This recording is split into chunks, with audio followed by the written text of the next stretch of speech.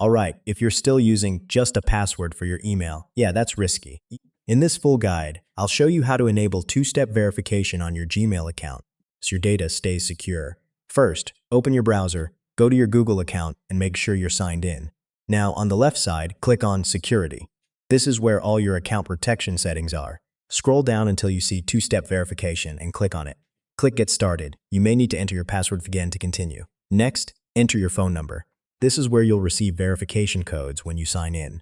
Google will send you a code. Just type it in to confirm your number. Once verified, click Turn On to enable two-step verification.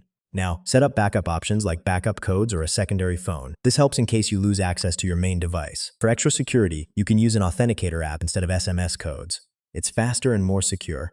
And yeah, that's it. Two-step verification is now active, and your Gmail account is way more secure. Takes a few minutes, but it's totally worth it.